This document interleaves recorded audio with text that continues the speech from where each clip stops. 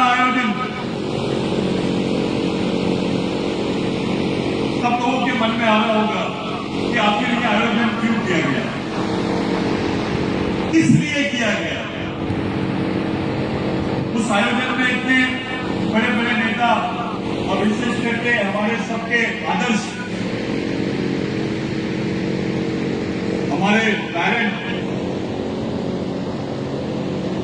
पवार साहब, ये यहाँ पर क्यों आमंत्रित किया गया है, ये आयोजन क्यों किया गया है। कोकाटे साहब के एरिया में कोकाटे साहब को कॉन्फिडेंस में लेकर हम लोगों ने ये आयोजन क्यों किया, ऐसे बहुत लोगों के सामने सवाल खड़े हैं। इस कार्यक्रम के माध्यम से जो प्रचार चल रहा था बीच में, बहुत लोगों ने बहुत सारे आरोप लगाए, बहुत सारे हम लोगों को हमारे सामने प्रश्न खड़े किए। मैं भाषण के बदले उन प्रश्नों का उत्तर देना ज्यादा उचित समझूंगा आज। सबसे पहले तो हमारे स्टेज पे जितने गणमान्य हैं उनके लिए आप लोग जोरदार तालियां बजाइए। महाराष्ट्र से, मध्य प्रदेश से, छत्तीसगढ़ से, तेलंगाना से और झारखंड से जो आए हुए कार्यकर्ता हैं उन लोगों के लिए भी जोरदार तालियां।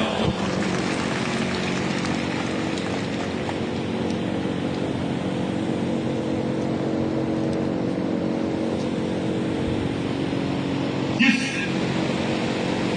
महामानव को हम लोग यहां याद कर रहे हैं, संयुक्त जयंती हम लोग मना रहे हैं, राघोजी भांगरे, इनके पिताजी का नाम रामाजी भांगरे और उनके पिताजी का नाम वालूजी भांगरे, उनके भाई का नाम बापूजी भांगरे, उनके पिताजी, उनके दादाजी और उनके भाई, ये तमाम लोग शहीद हो गए। सब लोग, सब किसी को नहीं मालूम कि राघोजी भांगरे की दादाजी भी यहाँ पे पेशवाइयों के खिलाफ में लड़े और शहीद हो गए। रामाजी भांगरे को काले पानी की सजा दी गई अंडमान निकोबार में, उस पर कोई बात नहीं करता है। अंडमान निकोबार से लोग बाहर आए, उन पर चर्चा होती है, लेकिन जो लोगों को अंडमान निकोबार में फांसी दी गई उस पर कोई चर्चा नहीं। देखो, देश में ऐसा परिवार बताइए जिसके पिताजी भी शहीद हुए, जिसके दादाजी भी शहीद हुए, जिसकी मां भी शहीद हुई, जिसका भाई भी शहीद हुआ।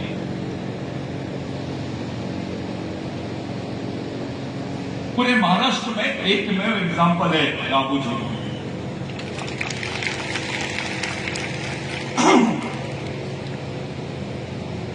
बड़ी बात यह है कि जिस ऐतिहासिक जमीन पर हम लोग खड़े हैं, इस ऐतिहासिक जमीन का एक अपना इतिहास है। हम बहुत बड़े और पवित्र काम के लिए यहां पर आए हैं। इस कौम के जो क्रांति स्थल है, आदिवासी क्षेत्रों में मंदिरों की तो स्थापना सब लोगों ने किया है, लेकिन आदिवासी शहीदों के स्मृति केंद्रों की स्थापना किसी ने नहीं की, क्योंकि आपके बीच में वो विचारधारा को आने ही नहीं दिया जाता है। उसको मालूम ही नहीं है राघोजी भांगरे कौन है, रामाजी भांगरे कौन है, बालूजी भांगरे कौन है। राघोजी भांगरे का आंदोलन केवल महाराष्ट्र में नहीं, मध्य प्रदेश में भी था, गुजरात में भी था। राघोजी भांगरे पहला नाम आता है सातारा के जो प्रताप सिंह भोसले थे, जो छत्रपति शिवाजी महाराज के वंशजों में से थे, उनको फिर से सत्ता में लाने की तैयारी राघोजी भांगरे ने की। ये बड़ी बात है। आप देख लीजिए, जहां पर भी छत्रपति शिवाजी महाराज का किला है या उनका राज्य है, वहां सबसे बड़ी बुनियाद आदिवासियों ने रखी। जितना ईमानदारी से संभाजी महाराज का, छत्रपति शिवाजी महाराज का साथ आदिवासियों ने दिया, उतनी ईमानदारी से मेरे को नहीं लगता किसी ने दिया। ये बड़ी बात है। जमीन आदिवासी, सेना आदिवासियों का, किला आदिवासियों का, राजा शिवाजी, कितना विश्वास। एक उदाहरण देता हूं मैं यहां से। पहले जब किसी महिला का पति अगर गुजर जाता था तो उसको सती कर दिया जाता था, लेकिन छत्रपति शिवाजी महाराज के पिता के गुजरने के बाद जो सत्ता की बागडोर थी वो माता जिजाऊ के हाथ में गई, इसका बहुत लोगों को अफसोस हुआ। लेकिन ये इसलिए संभव हो पाया है क्योंकि आदिवासी समाज में सती प्रथा नहीं है। वहां सौंपी जाती है सत्ता, वहां महिलाओं का भी उतना ही बड़ा स्थान है जितना पुरुषों का है। और ये जो उदाहरण है ये आदिवासी संस्कृति का उदाहरण है। संभाजी महाराज को 7 भाषाएं आते थे, ऐसा कई साहित्यकारों ने लिखा है। मैं आपको बताना चाहता हूं संभाजी महाराज को 18 भाषाएं आती थी, उसमें से 6 भाषाएं आदिवासी थी। और जिसको आप लोग मराठी भाषा बोलते हैं, ये मराठी नहीं मराठी है। इसके अवशेष हिंदू संस्कृति में मिले। ये ट्राइबल लैंग्वेज है, ये प्राकृत भाषा है, ये संस्कृत भाषा नहीं है, ये प्राकृत भाषा है। ये इस देश की सबसे प्राचीन भाषा है। और मराठी बोलने वाला आदमी ये संस्कृत का समर्थक नहीं हो सकता। वो मराठी का समर्थक होगा, वो सिंधु संस्कृति का समर्थक। और ये बात साबित करती है कि यहाँ का ओबीसी हो, यहाँ का मराठा हो, यहाँ का दलित हो, ये आदिवासियों के वंशज है। अभी सुप्रीम कोर्ट ने बोला 2011 में कि आदिवासी भारत के मूल मालिक है, ये यहाँ के प्रथम नागरिक है। ये भीलों के ही संबंध में जजमेंट दिया है सुप्रीम कोर्ट। साथियों, मैं पहले सवाल का जवाब देता हूं कि पवार साहब मिशन के कैसे नजदीक हैं। बड़े बड़े नेताओं ने मिशन के कार्यकर्ताओं को देखकर बोला कि ये अलगाववादी हो सकते हैं। जब कोई आदिवासी बच्चा इस देश के संविधान पे डिबेट करता है, जब कोई आदिवासी बच्चा अपने जल जमीन जंगल के अधिकारों पे डिबेट करता है, रिजर्वेशन पे डिबेट करता है, डीबीटी पे डिबेट करता है, अपने कामों को लेकर सड़क पे आता है, तो यहाँ के लोगों का दृष्टिकोण होता है ये नक्सलवादी हो सकते हैं।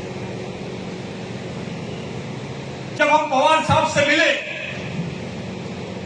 और जब हमारा डिस्कशन हुआ, तब पवार साहब ने इस मूवमेंट को ये बोला कि आपके राजनीतिक कार्यक्रम क्या है मेरे को नहीं मालूम, मैं आपके साथ में सामाजिक कार्यक्रम करना चाहता हूं, सामाजिक क्षेत्र में काम करना चाहता हूं। ये जब शब्द हमने सुने, जो किसी हमारे और भी नेता है, बुजुर्ग नेता है, जिनका फर्ज था, इसलिए हम लोगों का विश्वास पवार साहब पे हुआ और आज हम पूरे देश भर में पवार साहब के साथ काम कर रहे हैं। ये सामाजिक आमंत्रण है भाई, कोई राजनीतिक आमंत्रण नहीं था। इसको फैसला, इसका डिसीजन भी पवार साहब ने लिया। ये पहला कि ऐसा व्यक्ति जो देश भर के आदिवासियों के साथ में उनकी सामाजिक लड़ाई को लेकर खड़ा हो सकता है, इसलिए हम पवार साहब के साथ में खड़े हैं। दूसरी बात, कुछ लोगों ने ऐसा पूछा कि भाई आप लोग चाहते क्या हो, आप किस टाइप से आंदोलन करना चाहते हो, किस लेवल का आंदोलन करना चाहते हो। तो साथियों, मैं आपके सामने बता देना चाहता हूं कि जो गलत रिप्रेजेंटेशन गया है भारत सरकार का आदिवासियों के बारे में यूनाइटेड नेशंस में, जो रिप्रेजेंटेशन जो गया है उसमें लिखा गया है कि इस देश में आदिवासी नहीं है, जो अनुसूचित जनजाति के लोग हैं इन पर कोई अन्याय नहीं हुआ, ये इस देश के आदिवासी नहीं है। और उससे बड़ी बात कि इस देश के जो भील आदिवासी है, जिनकी संख्या 30 से 35% है, ये आर्यन भाषा बोलते हैं, जो भाषा संस्कृत से मिलती जुलती है, इसलिए ये भी आदिवासी नहीं हो सकते हैं। ऐसा रिप्रेजेंटेशन इन लोगों ने संयुक्त राष्ट्र संघ में दिया भारत सरकार ने 1991 में। ये भारत की सबसे बड़ी मिस्टेक है। और अब तक के भारत सरकार ने संयुक्त राष्ट्र संघ में भारत के आदिवासियों को आदिवासी घोषित नहीं किया। पास आज बाबा साहब आंबेडकर नहीं है, हमारे पास में आज कोई बहुत बड़ा नेता नहीं है राष्ट्रीय स्तर पर। शिबू सोरेन जी थी, उनकी भी हालत खराब। जो आदिवासी नेता है वो राष्ट्रीय स्तर पर कोई प्रश्नों का रिप्रेजेंटेशन नहीं कर पा रहा। ऐसे समय आदिवासी नहीं तो आदिवासी वंश का नेता, हमारे बीच में एक अनुभवी नेता हमको मिला। हमने पवार साहब को बोला कि साहब आपको इस इशू को रिप्रेजेंटेशन करना है, आप ही को आदिवासियों को यूनाइटेड नेशंस में संयुक्त राष्ट्र संघ में मूल निवासी की मान्यता दिलाना है। और पहले आदमी है पवार साहब जिनका स्टेटमेंट पीटीआई के थ्रू आया और वो स्टेटमेंट यूनाइटेड नेशंस का रिकॉग्निशन हुआ है। वो किताब आपके सामने पड़ी है, वो मैगजीन आपके सामने पड़ी है। ये इतना बड़ा इशू है कि हमारे समाज को, हमारी आने वाली जनरेशन को जिंदा रखने के लिए संयुक्त राष्ट्र संघ में हमारा प्रावधान होना चाहिए, जहां इंडिजिनियस पीपल के लिए प्रावधान है। ये राष्ट्रीय लड़ाई की बात नहीं है भाई, ये अंतरराष्ट्रीय लड़ाई की बात है। आपको वनवासी इसलिए बोला जा रहा क्योंकि ये आपको आदिवासी बोलना नहीं चाहते।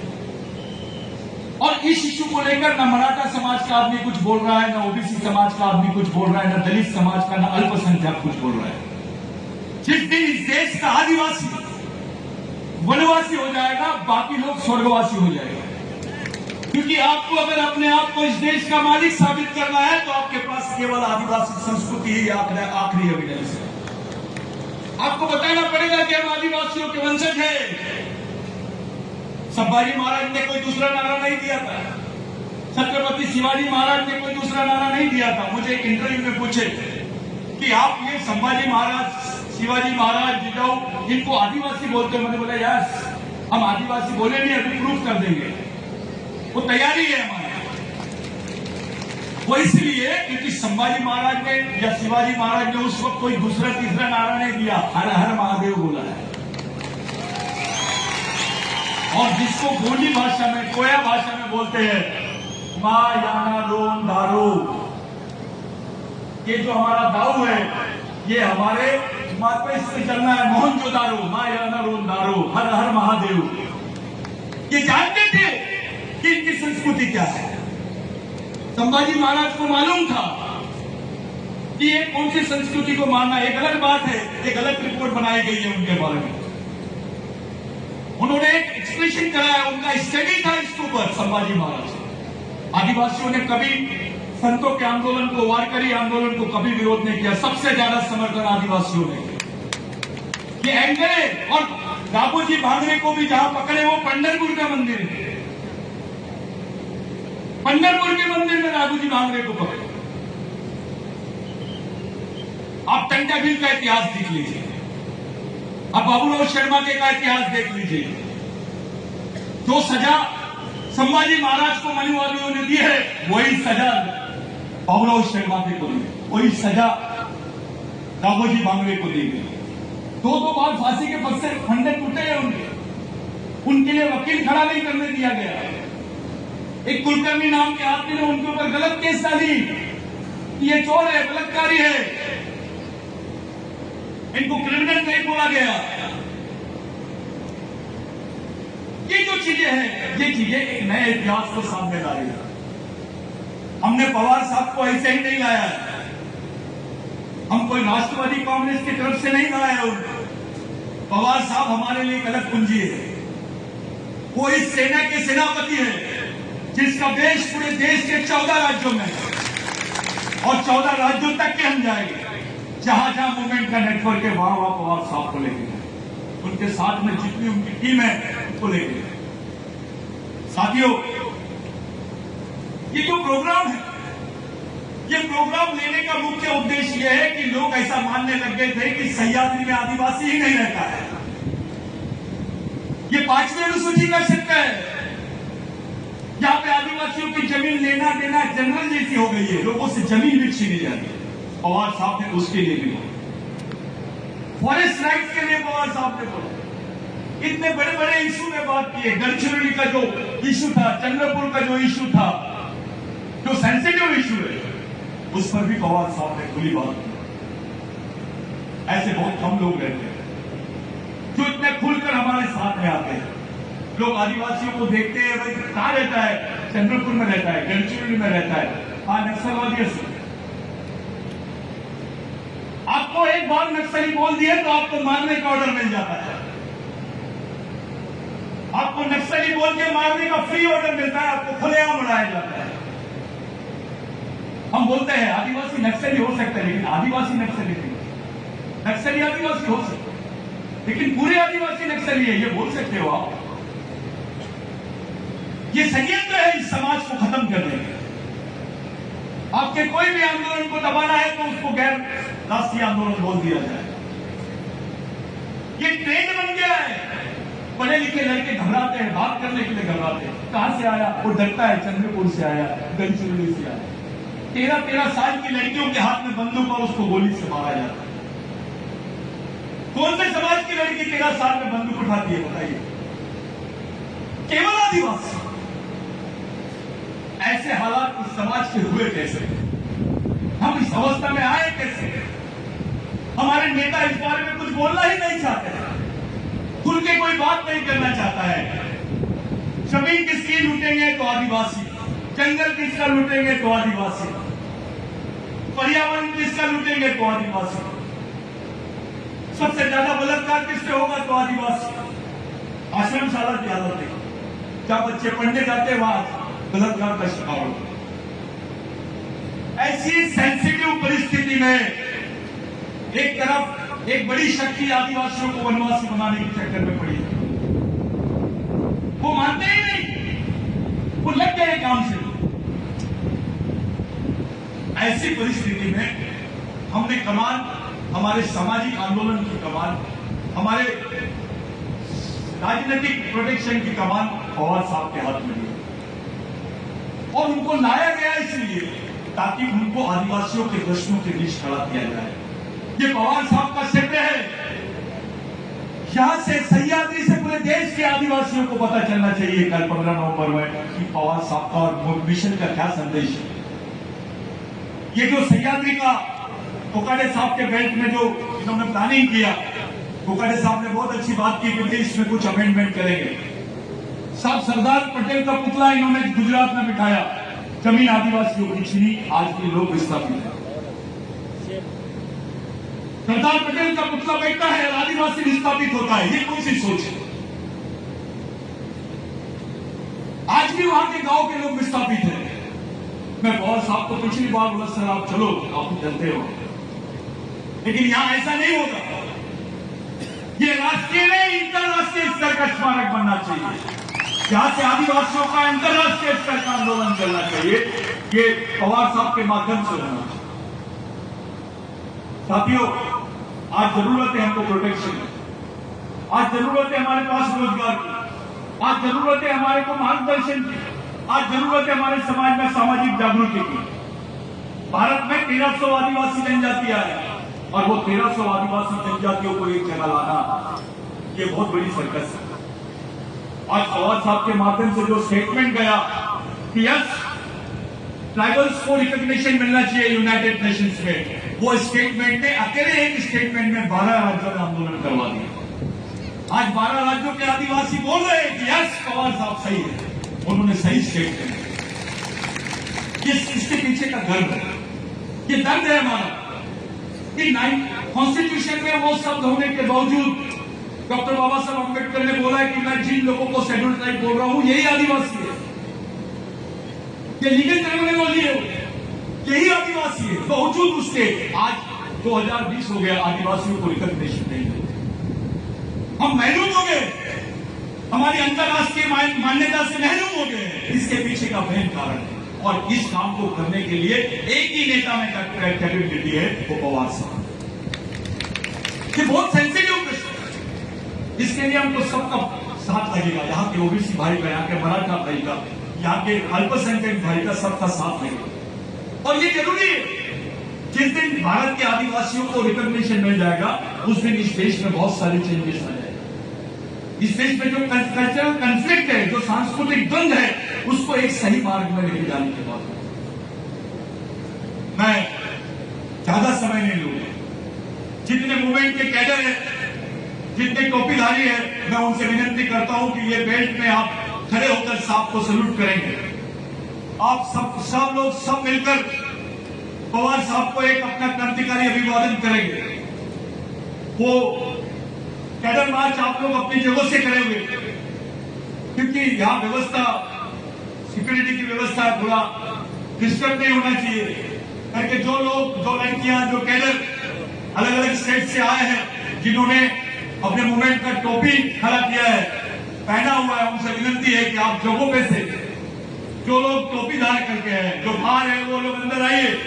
जितने कैडर्स हैं, आप लोगों से विनती है कि जिन लोगों ने मूवमेंट का कैप पहना है, वो लास्ट में जो बाहर है वो परेड उधर होगी नहीं, कृपया करके आप स्टेज के अंदर आ जाइए।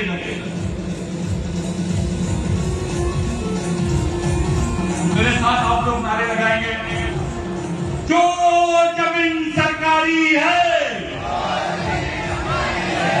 जो जमीन सरकारी है। आप लोग मूवमेंट का नारा देंगे, बच्चे बच्चे को सिखाना है, आदिवासियों को बचाना है, बच्चे बच्चे को सिखाना है, आदिवासी को बचाना है। वनवासी नहीं आदिवासी है, इस देश के मूल निवासी है, वनवासी नहीं आदिवासी है। इस देश के मूल निवासी है। मेरी आप लोगों से विनती है कि इस पवार साहब को सुनने के पहले आप लोग जगहों से, अपनी जगह से पवार साहब को एक सैल्यूट देना है, क्योंकि हमारे कमांडर है वो। पवार साहब के साथ में काम करने वाले लोग अलग हैं, ये पवार साहब के लिए मरने वाले लोग हैं। ये जीने वाले लोग भी है, ये मरने वाले लोग भी है। साहब, आपके एक इशारे पे कुछ भी हो सकता है। ये दिखाना था हमको कि जो ओहदे का आदमी, जो लेवल का आदमी होता है, जिसकी सोशल थिंकिंग मैच्योर नहीं होती, पॉलिटिकल कैसे हो सकती। आपके पास दोनों है, आपको इनका नेतृत्व करना है। सबसे नीचे का आदमी आज आपके साथ है, समाज का आखिरी आदमी, देश का पहला आदिवासी आदमी, लेकिन आज भारतीय समाज का आखिरी आदमी बन गया है। उसका नेतृत्व आपको करना है। मैं आप लोगों से विनती करता हूं, अपनी जगहों से ऑर्डर करेंगे। और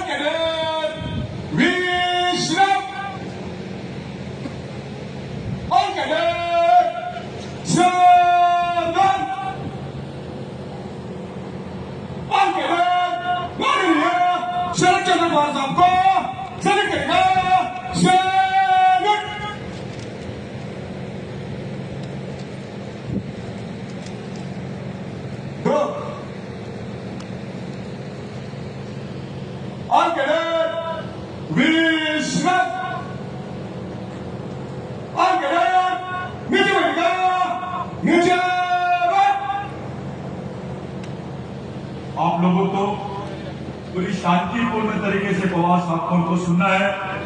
बहुत सारे मेहमान थे, हमारे आमदार साहब थे, बाकी लोग, उन्होंने भी बोला कि पवार साहब के पहले हम नहीं बोलेंगे। तो आप लोगों से विनती है, जोरदार तालियों से पवार साहब का स्वागत करें।